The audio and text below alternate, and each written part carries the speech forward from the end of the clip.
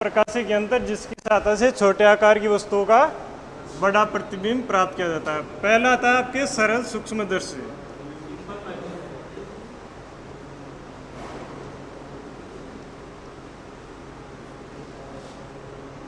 कौन सा सूक्ष्मदर्शी? सरल सूक्ष्मदर्शी। इसको आप घर पे भी बना सकते हो। आपके दादाजी का चश्मा होना चाहिए आपके पास, ठीक है। मतलब मोटे वाला वो चश्मा नहीं आता कि तो बीच में से मोटा होता है उसका लेंस, वो वाला चश्मा चाहिए आपको।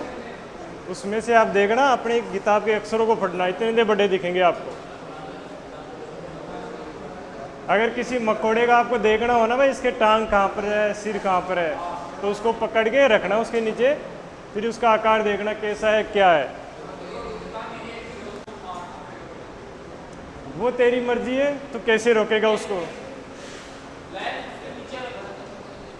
मतलब लेंस है ना, उसके नीचे रखे उसमें देखना, वो इतना मोटा दिखेगा तेरे को।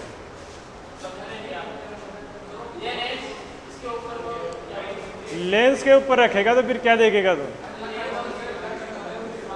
फिर तो तेरे को वो मकोड़ा ही दिखेगा, लेंस नीचे रह जाएगा है? मतलब लेंस है ना ये आपका, यहाँ पर रखना उसको और यहाँ पर आप देखना,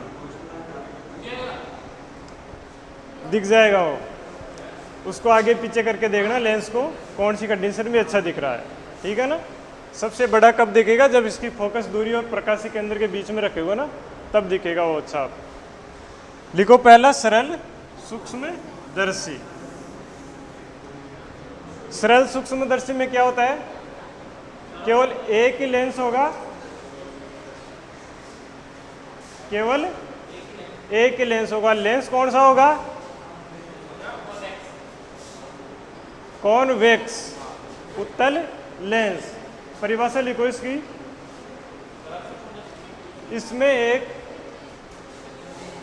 इसमें एक आवाज नहीं भाई, दोनों गर्ल्स, पीछे वाला लड़का आवाज नहीं, बिल्कुल पढ़ाई पे ध्यान दो। आपके लिए नहीं बोल रहा, आपसे आगे वाले को बोल रहा हूं। लिखो इसमें कम फोकस दूरी का, इसमें एक कम फोकस दूरी का उत्तल लेंस होता है, उत्तल लेंस होता है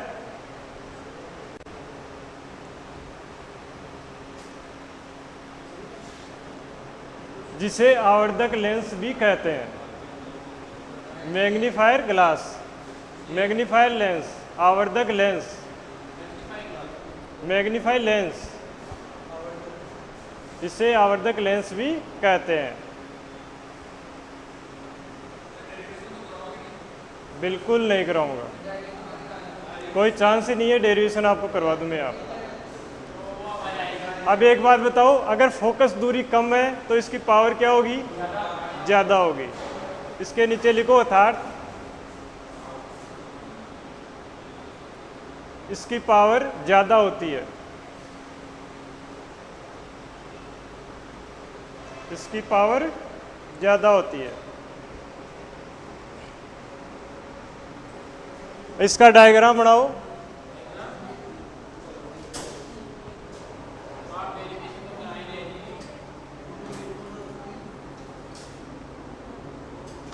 अच्छा, डायग्राम बोर्ड के अंदर भी है ना?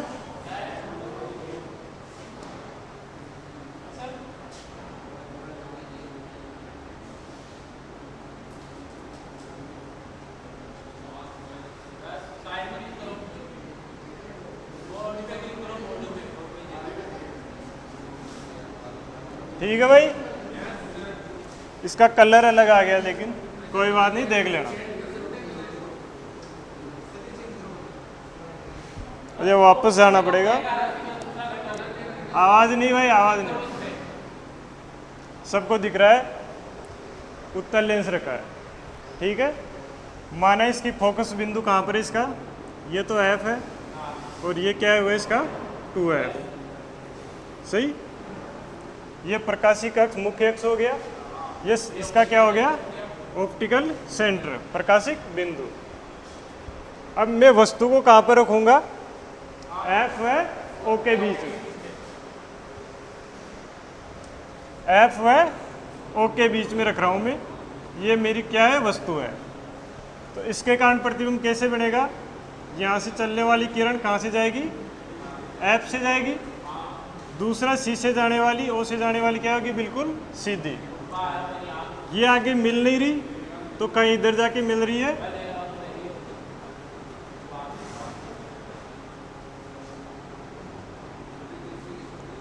ये यहाँ पर आके मिलती हुई प्रतीत होती है। तो इसका इमेज कहाँ पर बनेगा, इधर बनेगा, बिंदु के सामने। ये वस्तु है ए और बी, इसका बिंब क्या बना, ए डैश बी डैश। कैसा है भाई, ये कैसा है, बिंब कैसा है, प्रतिबिंब वर्चुअल और इरेक्ट। ये बना लो एक बार डायग्राम आप।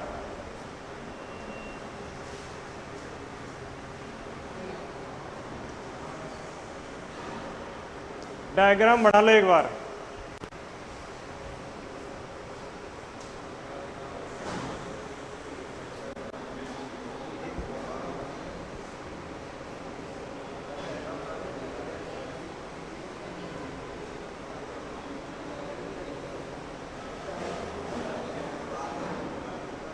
आवाज नहीं भाई, डायग्राम बनाने के लिए बोला है, वो बना लो।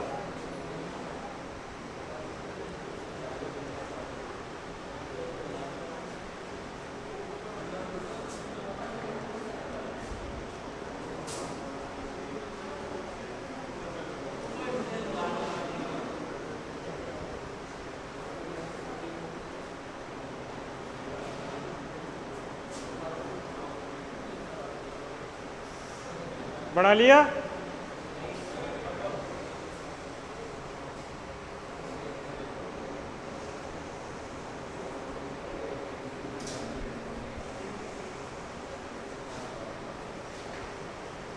लिखो इसके अंदर, जब वस्तु को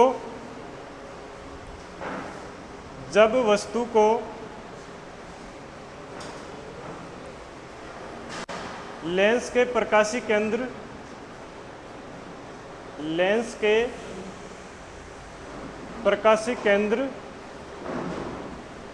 ओ, प्रकाशीय केंद्र क्या है, ओ, लेंस के प्रकाशीय केंद्र ओ व लेंस के प्रकाशीय केंद्र ओ व फोकस बिंदु एफ, फोकस बिंदु एफ के मध्य रखा जाता है,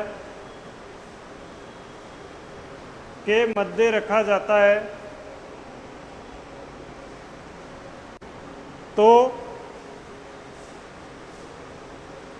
वस्तु का प्रतिबिंब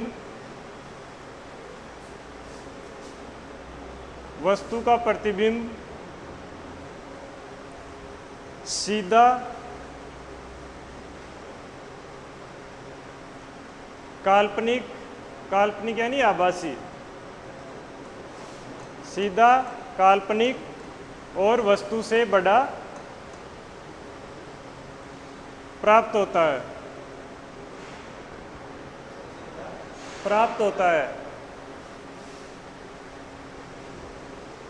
अब यहां से एग्जाम में क्वेश्चन क्या पूछ सकता है, सिंपल माइक्रोस्कोप द्वारा बने प्रतिबिंब होते हैं।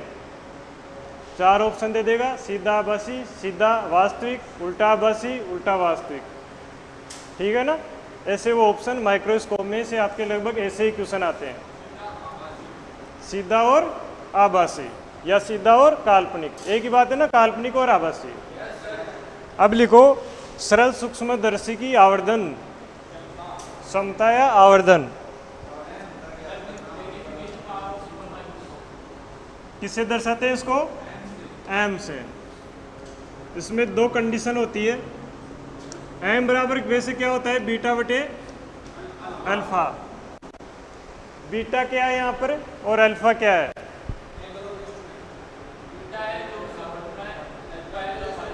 क्या है,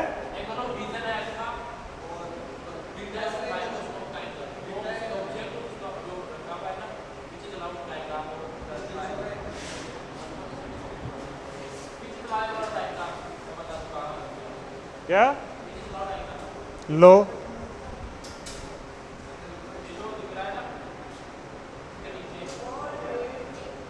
ये वाला एंगल,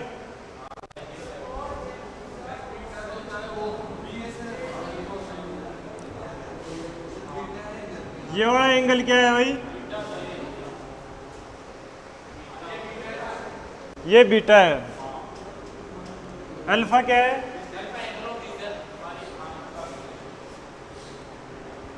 अल्फा को कैसे ज्ञात करते हैं?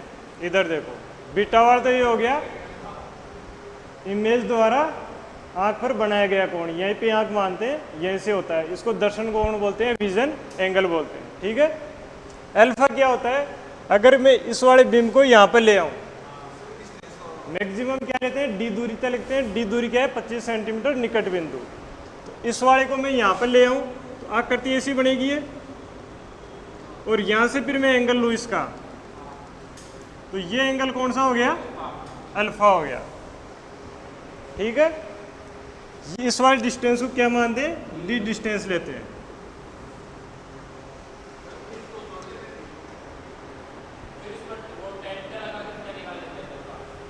इसमें दो कंडीशन लिखते हैं आवर्धन में, एक तो डी डिस्टेंस के लिए और एक इनफाइनाइट के लिए। डी डिस्टेंस वाली यहाँ पे लेते हैं, ठीक है ना। वो डेरिवेशन से निकलता है, फिर आगे बता रहा हूँ एंगल कौन सा लेते हैं। आगे तो आप डेरिवेशन कर लेना, टेन बीटा टेन अल्फा लेते हैं और फिर आगे इनकी वैल्यू रखे हल करते हैं। तो आपको क्या याद रखना है? एम बराबर क्या होता है? Beta upon alpha. एम की दो कंडीशन है, जब प्रतिबिंब डी दूरी पर बने,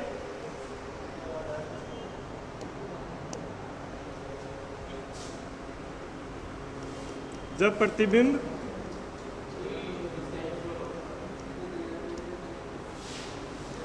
डी दूरी पर हो, तो एम डी क्या होता है भाई?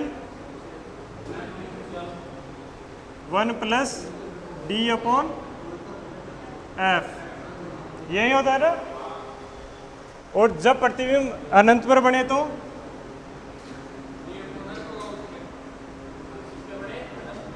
अनंत पर, तो इसको लिखते हैं एम इनफाइनाइट बराबर क्या होता है? D upon F.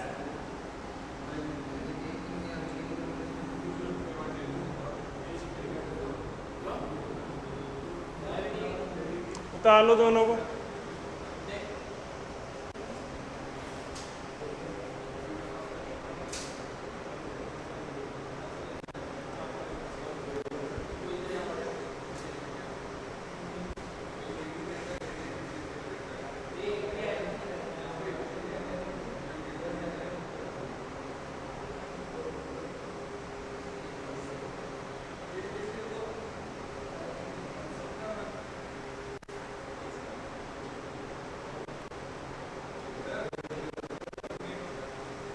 बोलो, वहीं से बोल दो।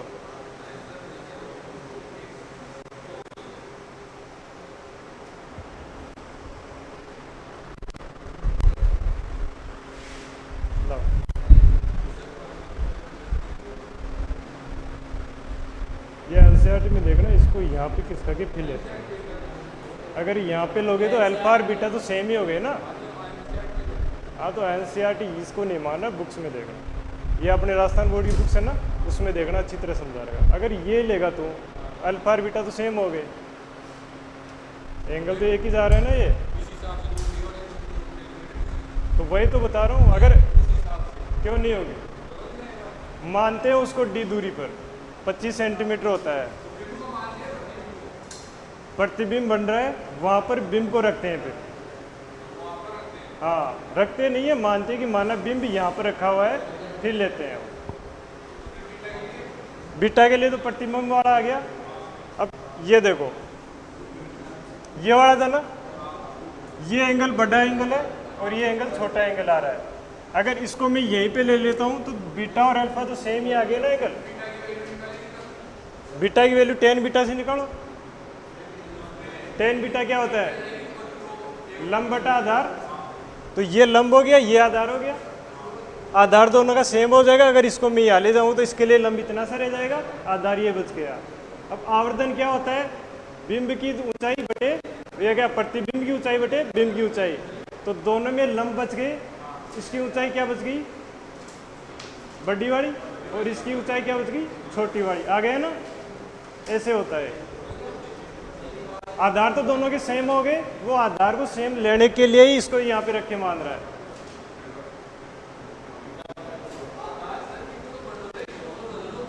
आधार तो सेम है ना दोनों का यहाँ से।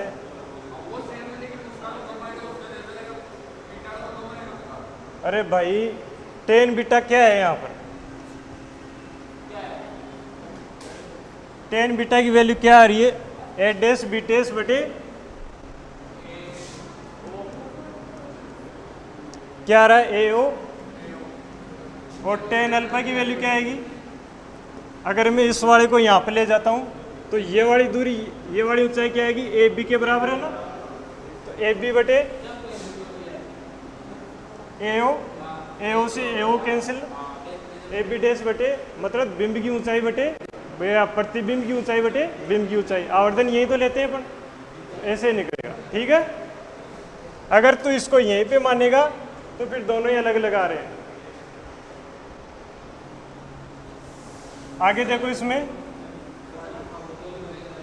इसके नीचे लिखना ये तनावपूर्ण स्थिति है, मतलब आंखों पे जोर पड़ेगा इस पे, और उसके नीचे लिखना ये आरामदायक स्थिति, तनावपूर्ण स्थिति, हाँ, और ये आरामदायक स्थिति। आप बिल्कुल 25 सेंटीमीटर पे मान रहे हो तो आंखों पे जोर तो पड़ेगा ना। डी बराबर 25 लेते हैं लगभग।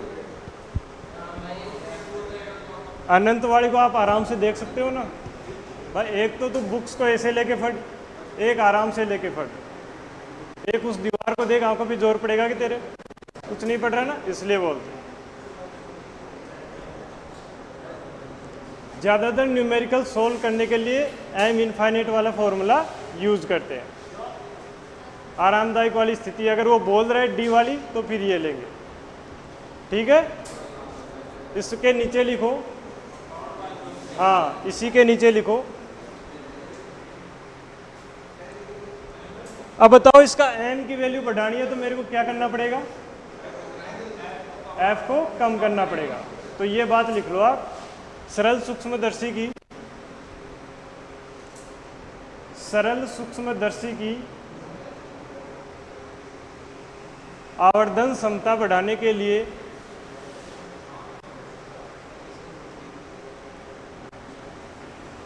कम फोकस दूरी के लेंस का उपयोग किया जाता है। कम फोकस दूरी के उत्तल लेंस का प्रयोग किया जाता है। लेंस उत्तल ही हो रहा है ना इसमें।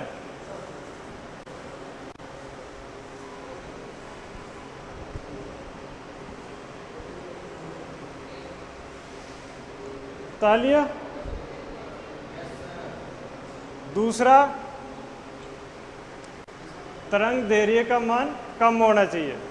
ये सभी में ऐसे की ऐसी लाइन आएगी, मतलब बिंब को आप जिस रंग से रंग रहे हो उस रंग की तरंग दैर्घ्य हमेशा कम होनी चाहिए। कम तरंग दैर्घ्य वाले रंग कौन से थे, बैंगनी से स्टार्ट था ना, अब उधर वाले कलर से उसको रंगना चाहिए। जैसे आप कोशिका वगैरह का अध्ययन करते हो माइक्रोस्कोप में तो उसको पहले अभिरंजित करते हो, वो इसीलिए करते हैं। ठीक है ना, कौन से रंग से करते हो उसको, ऑरेंज होता है क्या, वो अलग अलग होता है लेकिन तरंग दैर्घ्य का प्रभाव पड़ता है। तो ये लाइन सभी में आएगी, माइक्रोस्कोप में भी आएगी, टेलीस्कोप में भी आएगी। तो लिख लो तरंग दैर्घ्य का मान कम होना चाहिए, लैम्बडा का मान कम होना चाहिए। इनको ऐसे लिख लो, एफ की वैल्यू क्या होनी चाहिए, ज़्यादा, और लैम्बडा की वैल्यू क्या होनी चाहिए, कम। आगे हेडिंग डालो, संयुक्त सूक्ष्मदर्शी।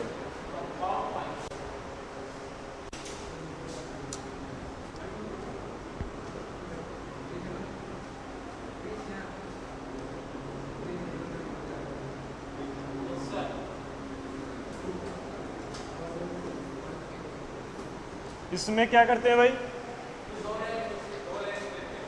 लेंस कौन से होंगे, उत्तल लेंस ही होंगे। ठीक है, एक बड़ा होगा एक छोटा होगा।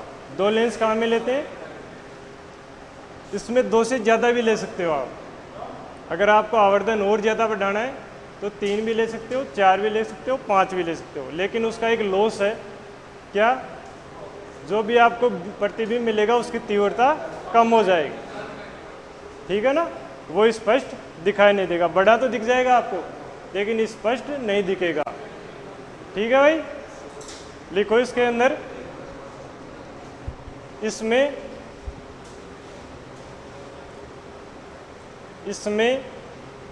दो या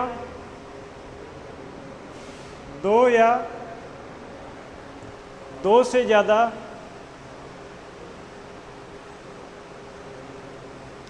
उत्तल लेंस काम में लेते हैं।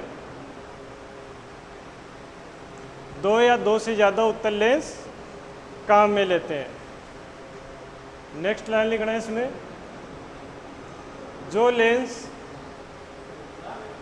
लेंस वस्तु की ओर होता है, वस्तु का मतलब बिंब, वस्तु की ओर होता है, उसे अभिदर्शक लेंस कहते हैं, ऑब्जेक्टिव लेंस कहते हैं। और जो लेंस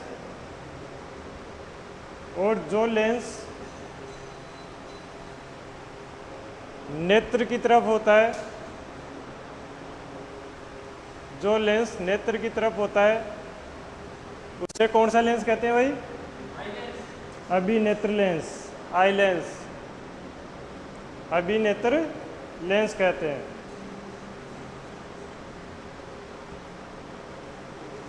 नीचे लिखो, अभिदर्शक लेंस का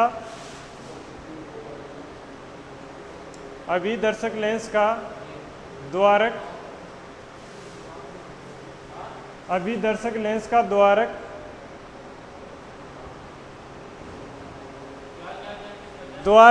अपर्चर,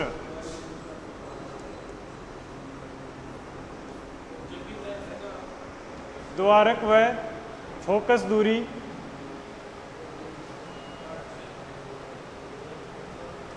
अभिदर्शक बोला मैंने, अभिनेत्र बोला? अभिदर्शक लेंस का द्वारक व फोकस दूरी अभिनेत्र लेंस की तुलना में, अभिदर्शक लेंस का द्वारक व फोकस दूरी, बता रहे इसको क्या बोलते हैं?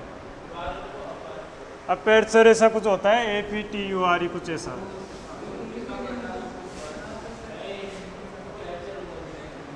हाँ सही बोल रहे हैं। का द्वारक व फोकस दूरी अभिनेत्र लेंस से छोटे होते हैं।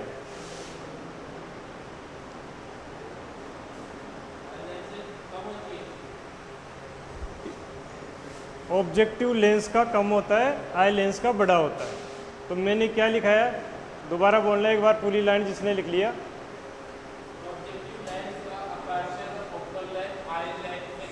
हाँ यही लिखा है ना, ठीक है।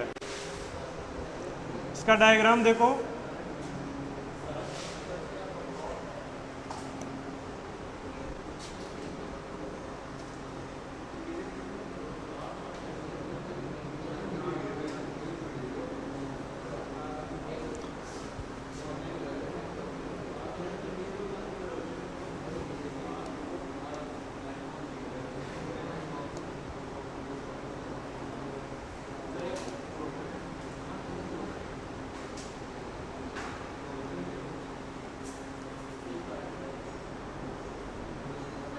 अब बताओ भाई, यहाँ पर वस्तु को कहाँ रखूँगा मैं? यहाँ पर वस्तु को कहाँ रखूँ? अगर मैं यहाँ पे रख रहा हूँ F और O के बीच में, तो इसका प्रतिबिंब कहाँ मिलेगा? इधर मिलेगा। मैं दूसरा लेंस उधर लगा रहा हूँ, उसके अंदर देखना है मेरे को, तो मैं इसको कहाँ रखूँगा? F और 2F के बीच में, तो प्रतिबिंब इधर ही बढ़ेगा, ठीक है ना?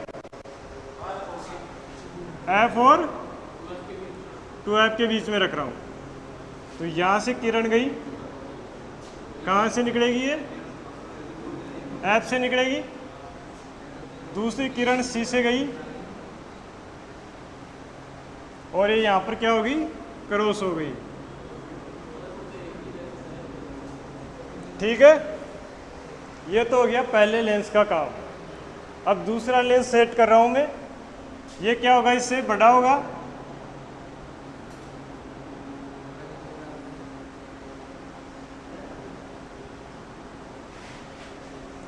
इसका प्रतिबिंब कैसे बनेगा, एक किरण जाएगी सी से सीधी निकल जाएगी, दूसरी किरण गई और ये इसके समांतर निकल गई, इधर ये मिलेगी नहीं, ये मिलेगी इधर आके, कहीं पर भी मिल सकती है।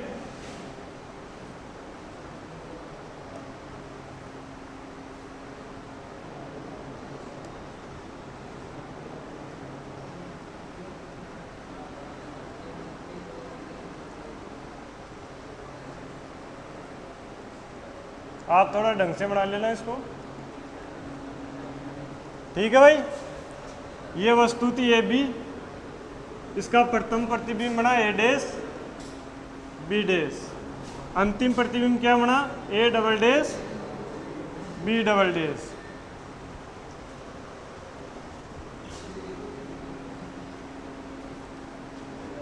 हाँ, उसको बाद में रखेंगे। ये लेंस कौन सा है, एफ एल ओ, और ये लेंस कौन सा है, एल ई।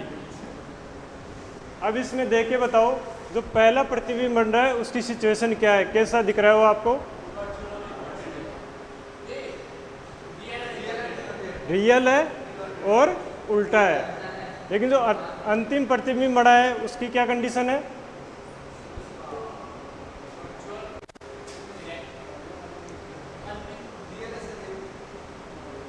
बताओ। इसी के सापेक्ष देखना है, उसके सापेक्ष नहीं देखना है। वस्तु आपकी ये है, इसी के सापेक्ष देखना है, कैसा है, रियल कहाँ से बन रहा है, डॉट डॉट लाइन से बन रहा है, रियल तो उधर बनता है, ये वर्चुअल है और उल्टा है। मैंने दो बातें बताई थी, वाउ और एक कौन सी बताई थी, आसी, वो यहाँ पे आके कैंसिल आउट हो जाती है, वो बातें यहाँ पे नहीं लगेगी। अब वो केवल एक लेंस के लिए लगेगी, एक लेंस के लिए देखोगे लगेगी। अब लेंस आ गए दो, फिर वो वहाँ पर नहीं लगेगी, ठीक है ना। तो उस वाले से मत कर देना कि ये उल्टा है तो वास्तविक होगा, वो केवल एक लेंस के लिए ही सही थी। अब बताओ, इस लेंस के लिए ये तो क्या हो गया, प्रतिबिंब हो गया ना, पहले वाले लेंस के लिए। अभी दर्शक लेंस के लिए प्रतिबिंब का काम करेगा। तो ये वाली दूरी क्या हो जाएगी इसकी, वी ओ यानी ऑब्जेक्टिव लेंस, और ये वाला इसके लिए क्या काम करेगा, केवल बिंब की तरह काम करेगा, मतलब ये वस्तु की तरह काम करेगा इसके लिए। तो इसको क्या लिखूंगा मैं, यू ई क्या है, आई लेंस के लिए बोल रहा हूँ, यू ई। अब नली की लंबाई क्या लेते हैं, इस वाले लेंस से उस वाले लेंस की दूरी, मतलब जो आपकी दूरदर्शी है ना, वो क्या है, सूक्ष्मदर्शी, उसमें नली लगी होती है, एक लेंस आगे होता है एक पीछे होता है, तो इसको बोलते हैं नली की लंबाई। नली की लंबाई होती है दोनों लेंसों के बीच की दूरी। तो एल का मान मैं क्या लिख सकता हूँ यहाँ से, V0 प्लस यू ई, ये लिख सकता हूँ। बीच की दूरी यही तो आ रही ना। अगर मैं ये मानूं कि ये वाला प्रतिबिंब इसके फोकस पे बन रहा है, उसके फोकस पे बन रहा है, इस हिसाब से मैं सेट करूं कि ये प्रतिबिंब बन रहा है इसके फोकस पे, तो मैं यू ई की जगह क्या लिख सकता हूं, एफ ई लिख सकता हूं ना। तो यहां से एल का मान क्या आ जाएगा, V O plus F E. ये तो होगी लेंस की नली की लंबाई। अब आप ये डायग्राम उतार लो एक बार।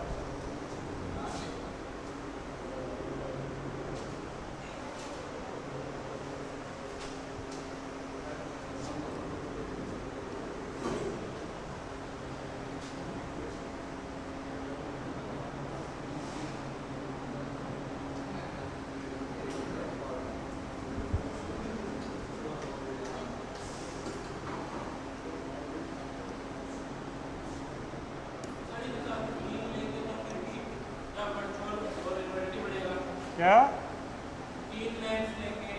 हाँ, वो लेके देख लेना तुम।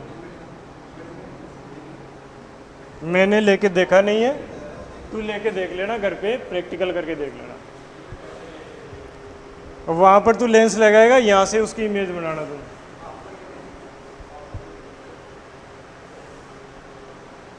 अनंत पे तू मान से नहीं सकता, अनंत पे मानेगा तो फोकस बिंदु पे चिन्ह सा मिलेगा तेरे को, तो पता ही नहीं लगेगा ये उल्टा बन रहा है उल्टा बन रहा है। चिन्ह सा जानते हो ना, वो है।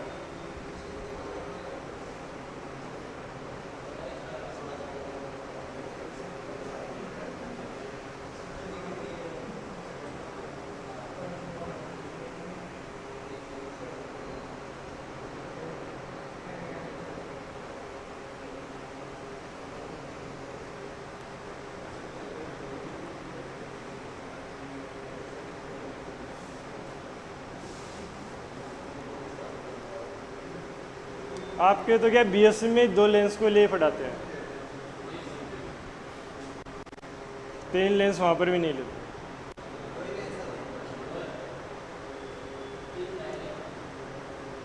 तीन वाला थोड़ा जटिल हो जाता है फिर।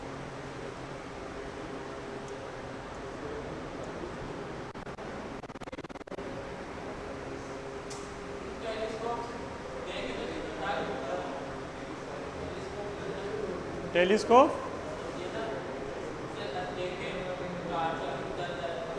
वो उसकी पावर पे डिपेंड करता है।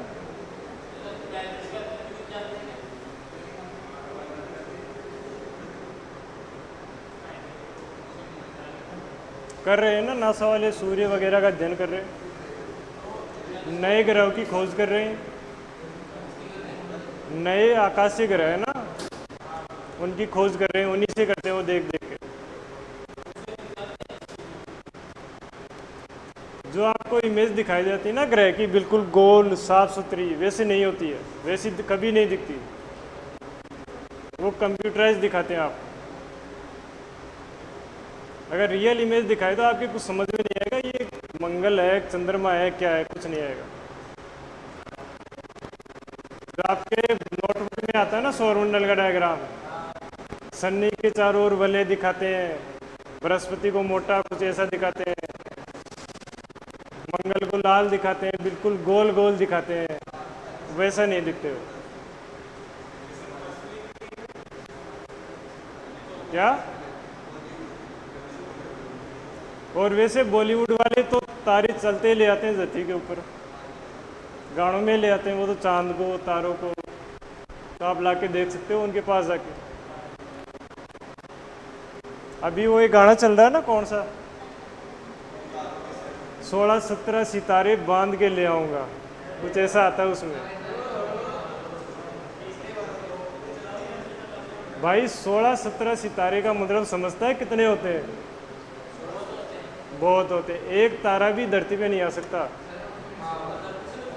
खूब बड़े हैं वो।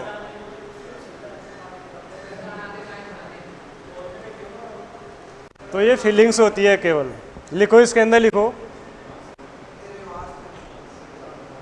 हाँ ये सही बोला, चांद को ले आता है वो।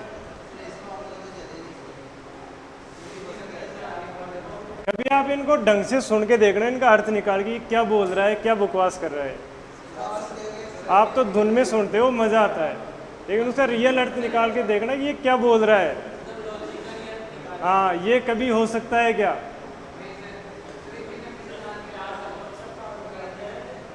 लिखो, संयुक्त सूक्ष्मदर्शी में, संयुक्त सूक्ष्मदर्शी में जब बिंब को या वस्तु को, जब बिंब को या वस्तु को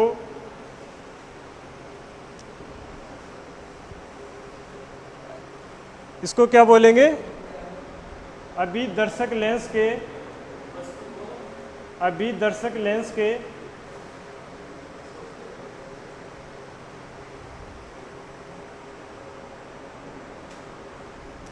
F व 2F के मध्य रखते हैं, एफ व 2F के मध्य रखते हैं,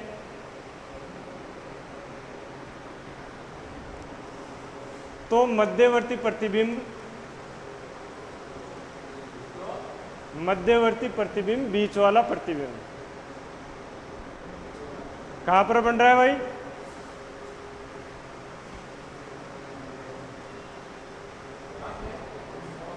बताओ दे कहां पर बनेगा ये? हैं? 2F व अनंत के मध्य बनेगा। इसके लिए 2F व अनंत के मध्य बनेगा, लिख लो इसको। तो मध्यवर्ती प्रतिबिंब 2F व अनंत के मध्य बनता है। नीचे लाइन चेंज करके लिखना, मध्यवर्ती प्रतिबिंब वास्तविक रियल वास्तविक उल्टा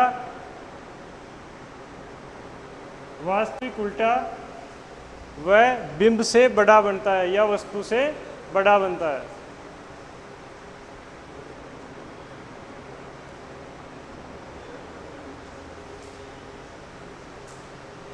पैराग्राफ चेंज करके लिखना, मध्यवर्ती प्रतिबिंब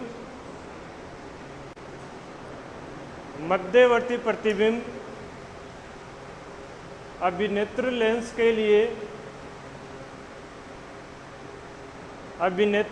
के लिए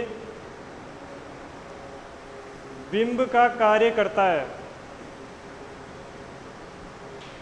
बिंब का कार्य करता है।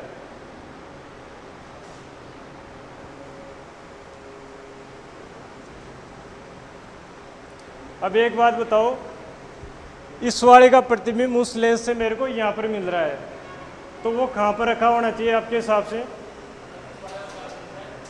मतलब इस वाली वस्तु का मेरे की इमेज कहाँ पर मिल रही है? यहाँ पर हो रही है। तो ये वाली इमेज, ये वाली वस्तु कहाँ पर रखी होनी चाहिए इस लेंस के लिए? उसके लिए मेरे को इमेज इसकी इधर मिले। वही लास्ट वाली कंडीशन एफ व ओ के बीच में, ठीक है ना? तो आगे लिखो, अभिनेत्र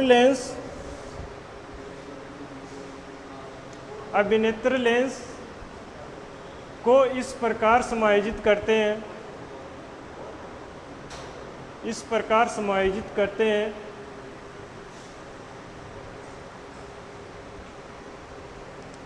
कि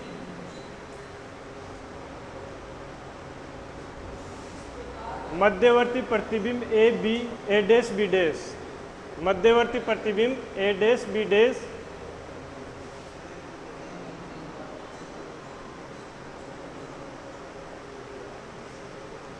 इसके प्रकाशी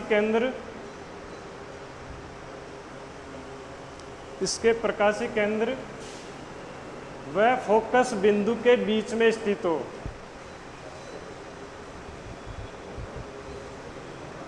इसके प्रकाशी केंद्र व फोकस बिंदु के बीच में स्थित हो। इस प्रकार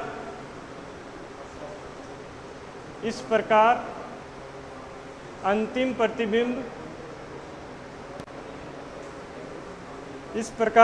प्रतिबिंब A double dash B double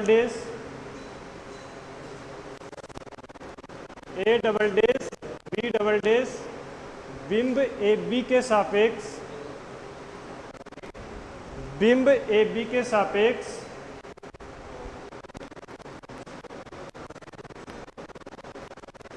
उल्टा बहुत बड़ा व आभासी प्राप्त होता है।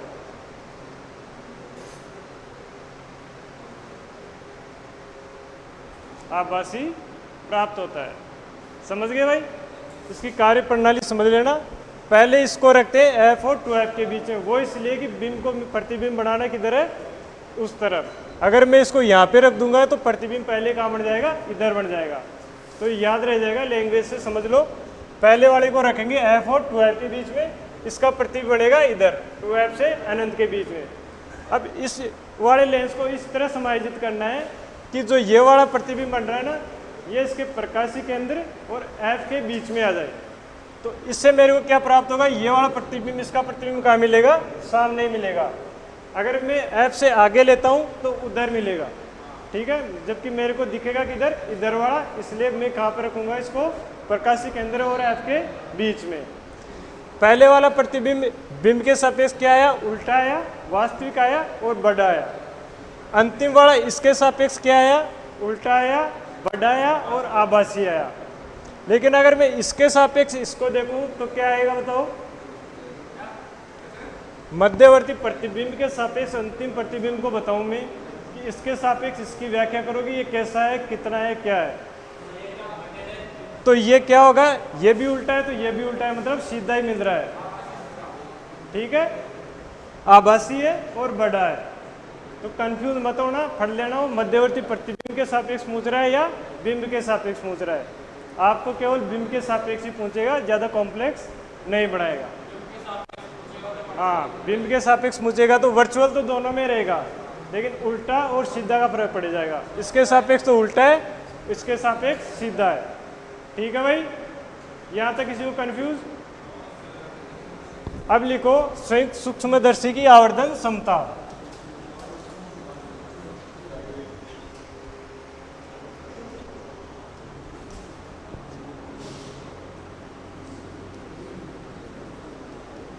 आवर्धन समता इसको दर्शाते हैं m से, उल्टा आ रहा है ना। अब देखो दो लेंस है ना, तो दो लेंस के लिए कैसे लिखेंगे हम, m बराबर m0 m। अगर तीन लेंस लोगे तो तीसरा लेंस भी गुणा में आ जाएगा, मतलब आवर्धन इसके मल्टीपल में होती जाएगी। चार लेंस लोगे तो चारों का मल्टीपल आ जाएगा, ठीक है। m का मान वही आएगा, यहाँ पर क्या था, बीटा अपॉन अल्फा। m के कितने मान हो गए, दो मान।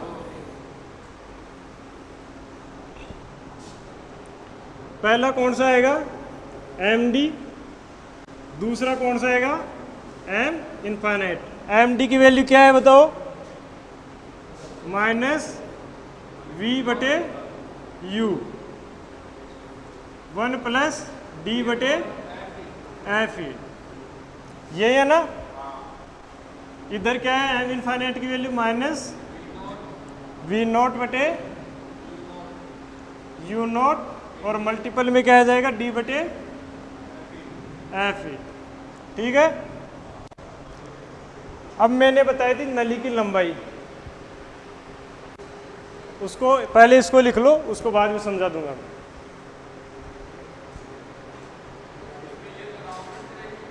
हाँ, md वाली हमेशा कौन सी आएगी, तनावपूर्ण कंडीशन आएगी।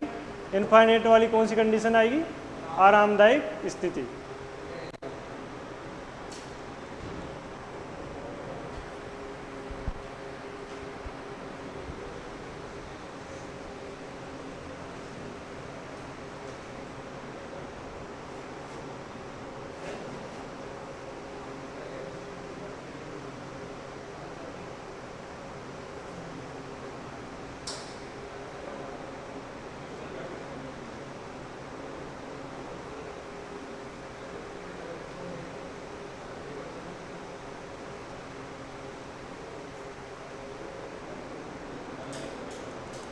हाँ भाई, इसमें जो नेगेटिव साइन आ रहा है ना, इसका क्या करोगे आप,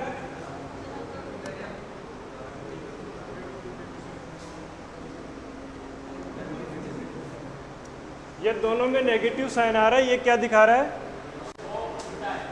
प्रतिबिंब क्या आएगा, उल्टा आएगा। न्यूमेरिकल्स में इसको काम में नहीं लेना है, नेगेटिव को नहीं लेना है, उसमें भी नहीं लेना है। नेगेटिव जो साइन दिखा रहा है केवल उल्टा और सुल्टे को बता रहा है। आवर्धन का मैग्नीट्यूड लेंगे वहां पर। अब आगे देखो, इसके अंदर में अगर v0 बराबर L लेता हूं और u0 बराबर f0 लेता हूं, क्या ले रहा हूं मैं भाई?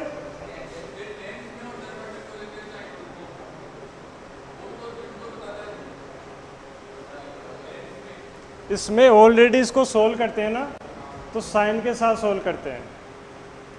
हाँ, ऑलरेडी साइन ले चुका हूँ अंदर, तो फाइनल रिजल्ट आया ना, वो बता रहा है उल्टा सुल्टा नेगेटिव वाला। उनके अंदर साइन को पहले सोल्व नहीं लेते, जब आप न्यूमेरिकल करते हो तब विथ साइन आपको रखना पड़ता है, ये कारण है इसका। ठीक है, इनके अंदर वो ऑलरेडी साइन ले चुका, उसको पता है कि हमेशा इधर ही बनेगा। ठीक है ना भाई, आपकी आँख से पीछे तो बन ही नहीं सकता ना। हाँ, तो वो पहले मान चुका।